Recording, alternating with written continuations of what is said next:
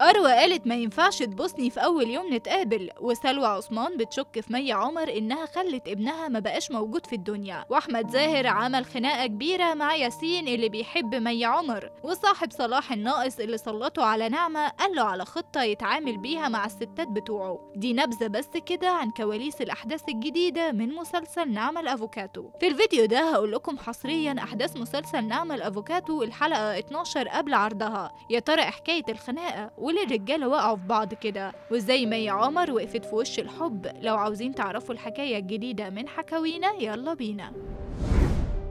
أحمد زاهر جاله رسالة بصوت مراته سارة مكاتب وهي بتقول عليه نطع وإنها اتجوزته علشان فلوسه، ومي عمر هتطلع هي اللي بعتت الرسالة دي. أصله حب يعرف مين الرقم اللي بعتله، ردت عليه وقالت له هيكون مين يا جوز سارة؟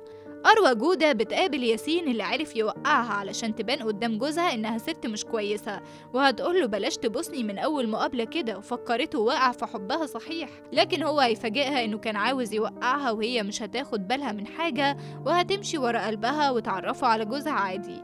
سلوى عثمان هتفتكر ابنها محمد اللي ودعها وسابها حزين عليه، وهتقرا الجواب بتاعه قبل ما يرحل وهتقول إنه مش هو اللي كتب الجواب وكلمة السر ماما، أصله على طول بيقول لها يما ازاي المرة دي كتب ماما. بس مي عمر تفكيرها هيجلي منها المرة دي وقالت لها بلاش تقولي حاجة لأخت محمد وأنا همشي ورا الموضوع ونشوف، واوعي تبلغي حد، دي هتخلي الفار يلعب في عبها من ناحيتها. أكرم هيرمي اليمين على مراته وده علشان بيحب مي عمر صاحبة مراته القديمة، ومراته دي بقى هتعترف لمي عمر إنها مش عاوزة تشوفها تاني، بس لبنى ونس هتتدخل وتدافع عن مي عمر وتقول عليها أصيلة وكده، وده هيخليها تعتذر لنعمة الأفوكاتو، وكمان هتعرف تخليها ترجع لجوزها ويلموا الشمل من تاني. الواحدة ما بتصدق تلاقي راجل محترم ولازم تمسك فيه وتكبر عيلتها. هتحصل مواجهة بين سارة مكاتب وصلاح الناقص أو جوز سارة عادي، وهيقول لها إنه بيواجه واحد قوي لكن اللي يخاف ده هيغدر بيه وهو مش واخد باله. طبعا كلامه بالمتغطي وما قالش إنه سامع رسالتها، وبلغها إنهم في مركب واحدة هتكون معاه ويوصلوا أمين، هتنط وتنزل يبقى ما تلومش إلا نفسها، تهديد كده مش مباشر يعني. صاحب أحمد زاهر اللي هو مدحت اللي الشراب اتربط في بقه قال له على خطة حلوة يعملها، إنه يلاعب سارة بلغة إنه بقى فقير ومفلس، ويلعب على نعمة إنه بيحبها وعاوز يقرب لها ويرجعوا كويسين زي زمان، وده اللي هيعملوه.